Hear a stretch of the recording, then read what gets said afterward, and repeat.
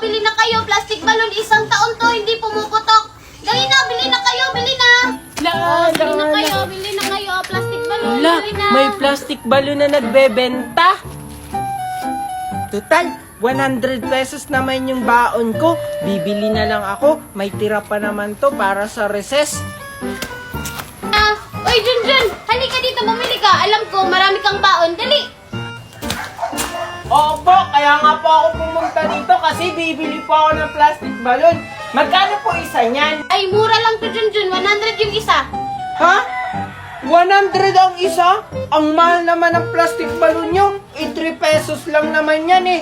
100 na nga lang yung baon ko eh. Hindi mo ba alam, Junjun, na itong plastic balloon na binibenta ko ay gawa sa Orocan plastic? Isang taon to bago pumutok. Eh, yung 3 pesos na sinasabi mong plastic balloon, pumuputok agad yun. Talaga lang ha, isang taon bago pumutok yan. O sige, bili ako ng isa, yung kulay green. Magtitiis na lang ako sa school na hindi kumain sa recess. Salamat, nakabenta na rin ako. Oh, ito po yung bayad ko. Siguraduhin mong isang taon bago pumutok to ha. Sige nga, papalubuhin ko to kung isang taon bago pumutok.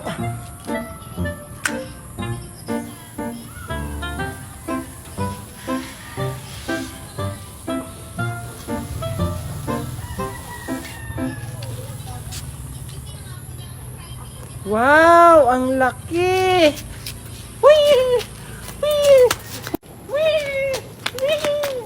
Hala, si Junjun may plastic balloon. Saan niya kaya yun binili? Papalaking ko ulit. Oy, Junjun! Junjun, saan mo yan binili yung plastic balloon mo?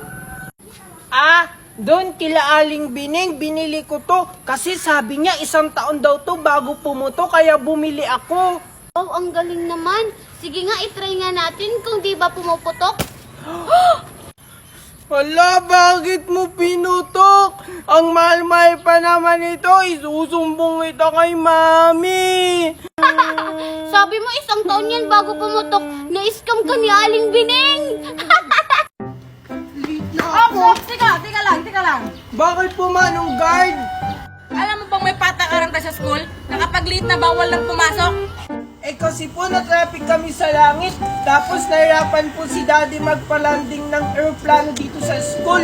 Ang liit-liit po kasi ng space. Tapos, ang daming pinadalang baon sa akin ni Mami. Grabe naman yan, papasok ka na ng school, naka-airplane pa. Tsaka ano bang laman ng bag mo? Bakit ang dami-dami mong dala? Eto po. Ano po kasi to? Pera. Sabi ni Mami, ubusin ko daw po ngayon to. Ito po, bigay ko na lang po sa inyo to. Uy, salamat Junjun. Ang laki naman ito. Mas malaki pa to sa sahod ko Sige, pwede ka na pumasok. Sige po, salamat po. Good morning, ma'am. Good morning, classmate. Sorry, I'm late. Hala, late ka na naman, Junjun. Hala, tignan nyo, ang daming dalang pera ni Junjun. Siguro ginawa niya si Twinkle. Oh, Junjun, late ka na naman! Ay, sorry po, ma'am. Kasi po, na-traffic po kami sa langit. Nag-airplane po kasi kami ni Daddy. Tapos, ang daming pinadala sa akin pera ni Mami. Sabi daw po niya, gastusin ko daw po ng isang araw lang. Kaya, ipapamigay ko na lang kila classmate at sa inyo po, ma'am. Ganun ba, Junjun? Okay, class, batiin niyo si Junjun ng good morning. Sige, Junjun, umupo ka na. Wow, talaga, ang bait naman ni Junjun. Oo nga, iba talaga pag ginawa si Twinkle. Ay, hindi ko kaya jowa si Twinkle. Ma'am, excuse me po, may pinadala po yung parents ni Junjun. Ito po, ma'am, Bawal po kasi sa mga ordinary na upuan. Kailangan daw po gaming chair. Ay, grabe na talaga si Junjun, no? Sensitive na sa mga upuan na ganito. Oo nga, ang arte-arte naman ni Junjun, naging mayaman lang. Ay, thank you po, Manong Guard.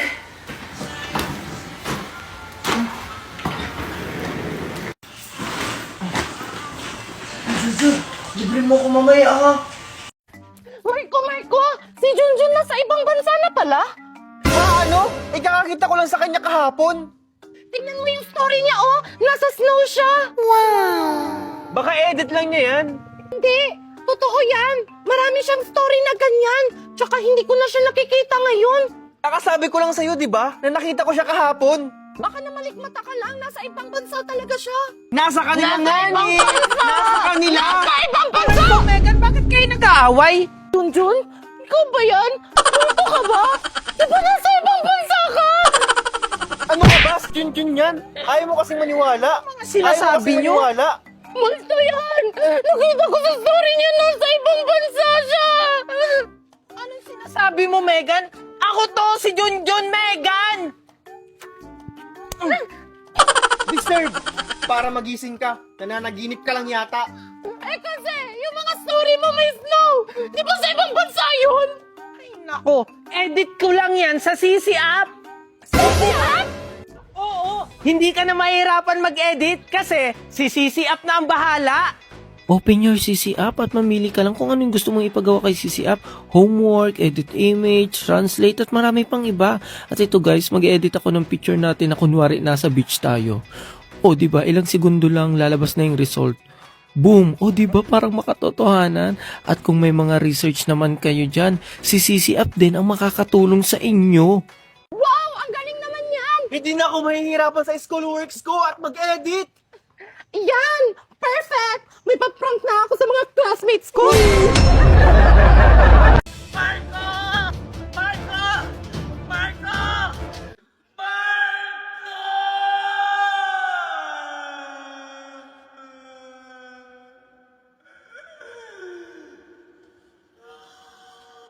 Mami, paano na yan? Wala na si Daddy! Hindi ko alam, Megan. Nang dahil kay Junjun, nagkaletsi-letsi ang buhay natin. Hello? Marco Asawa, ikaw ba yan? Nasaan ka? Gusto mo bang makita yung asawa mo? Sino ka? Asan ba yung asawa ko na ginawa niyo sa kanya? Ano ba kasi kailangan niyo sa amin? Pera? O sige, bibigay namin. Hindi namin kailangan ng pera nyo. Ang kailangan nyo lang gawin ay pumunta dito. Paano kami makakapunta dyan? Eh, hindi naman namin alam kung anong lugar yan. Sige, sasabihin ko kung saang lugar to. Pero meron isang... Mami, saan ba kasi tayo pupunta? Ililigtas natin ang daddy mo. Hindi po ba delikado yung pupuntahan natin, Mami? Kahit mamatay pa ako, gagawin ko ang lahat para sa daddy mo. Maghintay ka, lapit na kami. O sige, tara na, Megan. Mami, nakakatakot naman dito. Anong lugar na po ba to? Eh basta, manahimik ka na lang. Andito na kami. O sige, dumiretso ka lang. At magbilang ka ng 5 hakbang. Ano? 5 hakbang? 1, 2, 3, 4, 5. Dito na ako. Nasaan na ba kasi kayo? Pinagloloko niyo ba ako? Tumingin ka sa kaliwa. Andito na sila, Megan. Asan, Mami? Ang bobo mo naman. Sabi ko sa kaliwa. Mami, sa kaliwa daw. Oh, asa ba kasi kayo? Hindi ko kayo makita. Siyempre, wala pa kayo sa lokasyon kung nasan ako. Humakbang pa kayo ng 10 hakbang. Ano ba talaga? Pinagloloko niyo ba kami? Sundin mo na lang.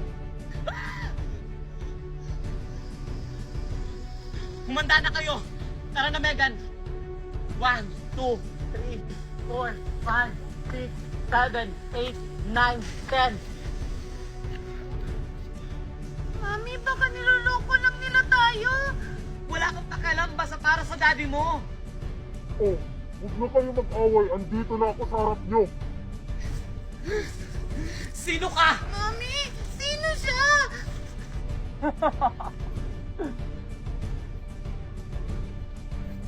Ano, Tita Valerie? Nagulat ka, no? Junjun, nasan nga pala si Megan? Hindi ko din alam, Papa. Mami, Daddy.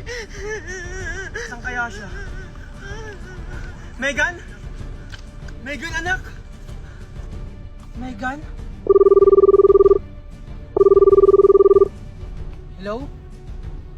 Mabuti naman kung ganun. Si Tita Valerie, nahuli na ba siya?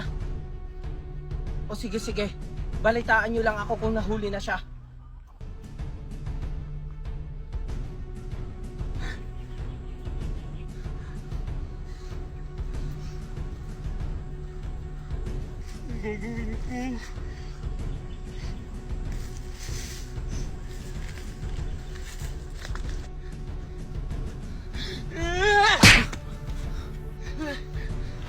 Mukhang napatay ko siya.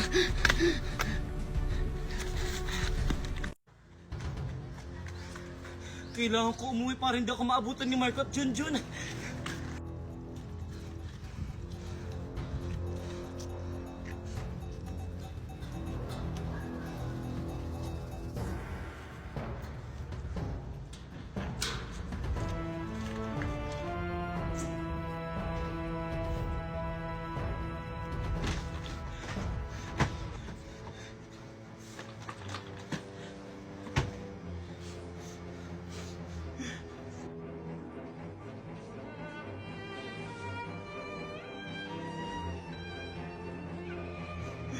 Sorry, anak.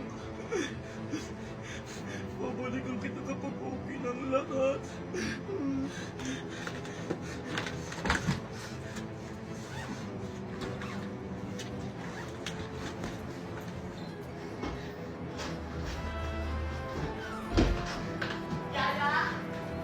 Yaya! Ayos po, ma'am. Saan ka pupunta? Basta! Tignan ko ha! Hindi, malilindi ka sa akin! Oo po, Ma'am Valerie. Akin na yung cellphone mo! Bakit po, ma'am? Huwag ka na magtanong! Ibigay mo yan sa akin! Bilis! Ito po. Akin na! Para sigurado hindi ka makapagsumbong! Ano ba? Saan mo ba ako dadalhin? Sumunod ka na lang.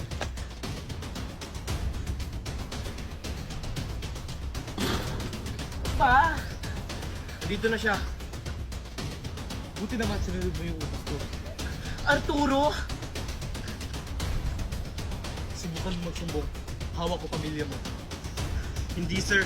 Buti naman meron kang magandang nagawa. Di ba sabi ko sa'yo ilalabas kita dito? Pero yung usapan natin, ha? Oo, matutupad na yun kasi nakalabas na ako. O ano pa hinihintay natin? Tara na! Baka makita pa tayo dito. O sige, tara.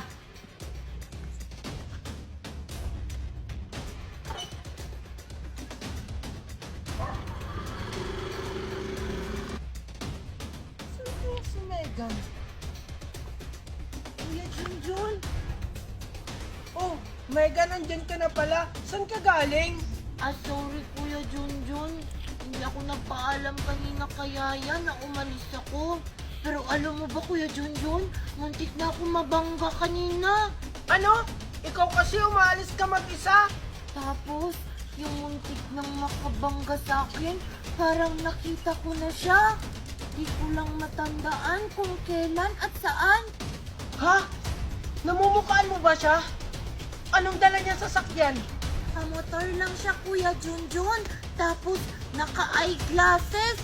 Tsaka parang may nakapulupot na tela sa ulo niya. Ano? Hindi kaya si Arturo siya? Ano, Kuya Junjun? May sinasabi ka ba? Wala. Sige, tara, umuwi na tayo. Sige, Kuya Junjun.